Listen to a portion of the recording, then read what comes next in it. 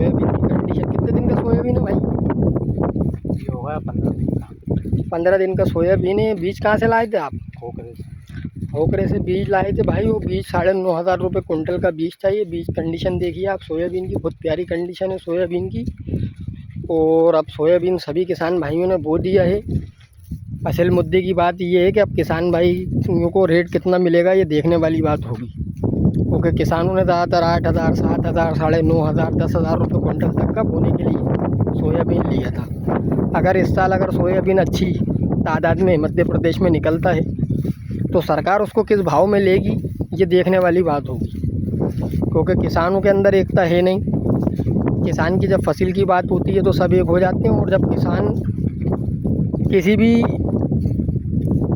तरीके से अपना आंदोलन करता है तो कोई साथ नहीं आता किसान के। तो किसान एकजुटता होना बहुत ज़रूरी है। किसानों को अगर उनका एमएसपी नहीं मिलेगी तो किसानों का काम ही नहीं चल पाएगा। किसानों की मेहनत अगर आप देखोगे तो 5 रुपये रोज़ भी नहीं पड़ती। वो मेहनत ऐसी है कि किसान जो मेहनत करता है वो कोई कर ही नहीं सकता, क्योंकि जितने भी लोग हिंदुस्तान के अंदर रह रहे हैं कहीं ना कहीं उनके दादा परदादा उनकी पीढ़ी पहले किसानी थी। एग्रीकल्चर डिपार्टमेंट से रिलेटिव लोग थे, फार्मर्स सभी थे, लेकिन लोग किसानों को जाहिल गवार और कुछ भी बोल देते हैं अपने हिसाब से, तो वो बात गलत है।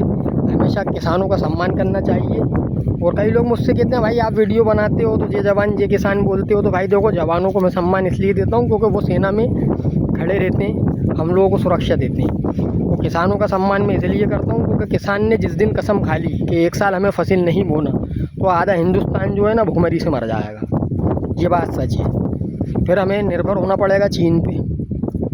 तो किसान सिर्फ यही सोचता है कि यार हमें हमारा रेट मिले या नहीं मिले, बस हमारे देश का पेट भरना चाहिए। किसान की ये सबसे बड़ी मेहनत होती है, तो किसानों को हमेशा सपोर्ट करना चाहिए।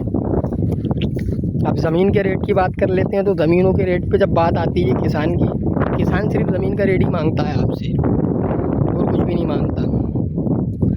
वो कुछ जाहिल गवार दो टाइप के लोग जो है 30 लाख रुपए की चीज़ के 20 लाख रुपए एकड़ के हिसाब से पैसे लगाते हैं, तो वो भी गलत है।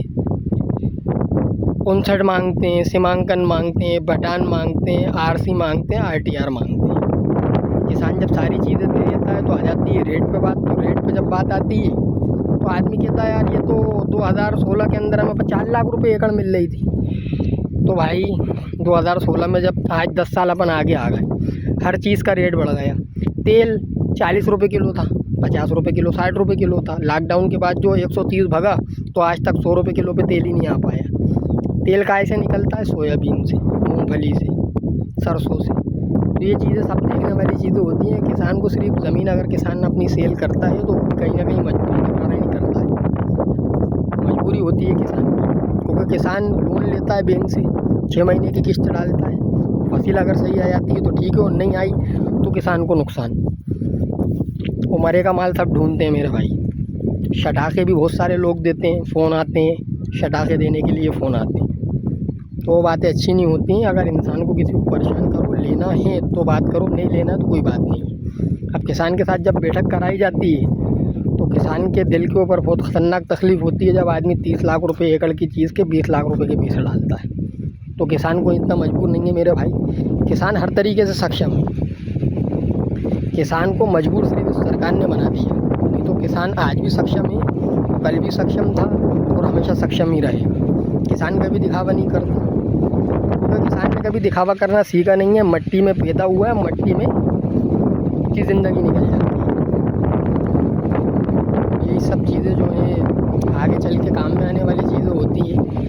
दुनिया के अंदर आपने देखा होगा हर प्रकार का प्राणी है, हर इंसान को जीने वाला। डायपर के 2 रुपये बढ़ जाते हैं, कोई दिक्कत नहीं है।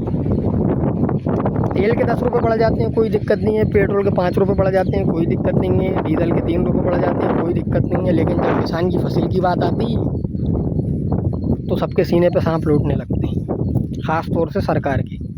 और हम सारे हिंदुस्तानी भाइयों को किसानों की सपोर्ट करना चाहिए, क्योंकि किसानों की जब तक हम सपोर्ट नहीं करेंगे तो हम आगे बढ़ भी नहीं सकते। क्योंकि हिंदुस्तान के अंदर किसान जो है वो हिंदुस्तान की रीढ़ की हड्डी है, हिंदुस्तान की रीढ़ की हड्डी है।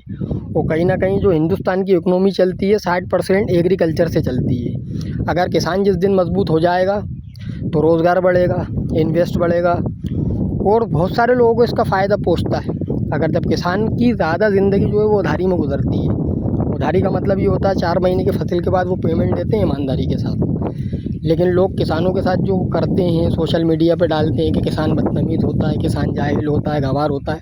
तो मेरे भाई जितने की गाड़ियों से तुम घूमते हो ना, लाखों रुपए की गाड़ी से जो तुम घूमते हो, लाखों रुपए की तो वो बुआई कर लेते हैं अपने खेत में और उसका नुकसान भी झेलते हैं और उसको बर्दाश्त भी करते हैं। अगर किसी को ये नहीं बर्दाश्त हो पाता, किसी का इतना बड़ा नुकसान हो जाए ना, तो मुझे तो ऐसा लगता है कि आदमी फांसी लगा के मर जाए भाई। लेकिन किसानों का ये जिगरा होता है। वो क्या आपदा से कोई नहीं लड़ सकता, कुदरत से कोई नहीं लड़ सकता, लड़ सकते हैं तो सिर्फ सरकार से। तो भाई वीडियो समझ में आए तो ज़्यादा से ज़्यादा शेयर करना और अपने भाई किसान भाइयों तक पहुंचाना। मैं आज भी किसानों की बात करता हूं, कल भी करता हूं और हमेशा करता रहूँगा। तो जय जवान जय किसान, ठीक।